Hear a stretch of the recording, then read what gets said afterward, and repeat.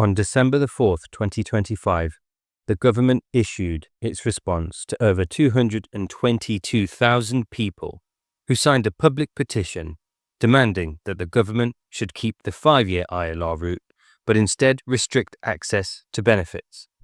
Instead of offering reassurance, the government unveiled one of the most significant immigration reforms in over half a century.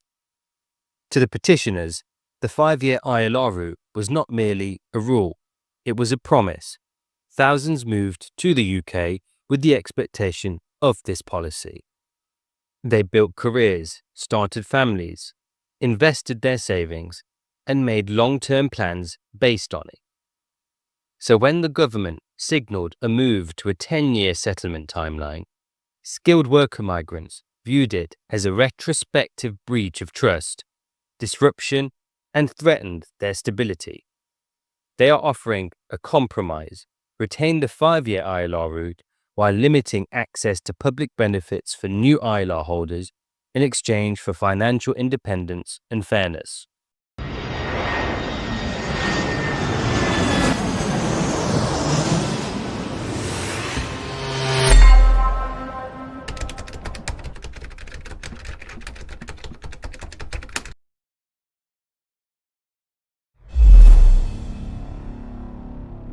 As set out in the Immigration White Paper, the default qualifying period doubles to 10 years. We welcome views on the measures, including access to benefits via the Earned Settlement Consultation. The government's position is clear. Settlement in the UK is a privilege, not a right. Under the current system, ILR is granted primarily based on time spent in the UK, 5 years of residence, plus a life in the UK test. And so, for the first time in over half a century, the government intends to fundamentally reform the settlement system.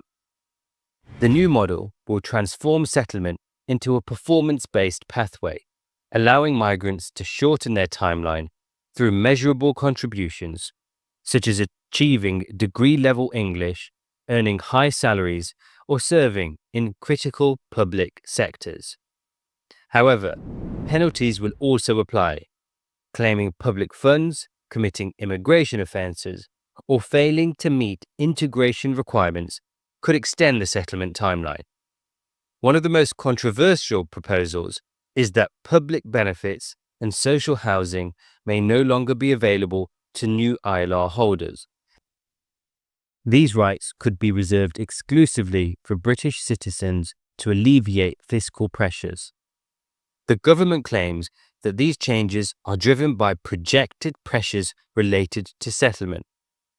Migrants have increased significantly in recent years, especially through the health and social care visa, which is expected to account for 47% of all ILR grants by 2028. Signing the petition was an important first step. However, it is only the beginning. This action has brought the issue to Parliament's attention and will initiate a national debate soon. The truth is, the process doesn't end there. The government has made it clear that it is actively welcoming public views on this and other major reforms through an open, formal, earned settlement consultation, running until the 12th of February 2026.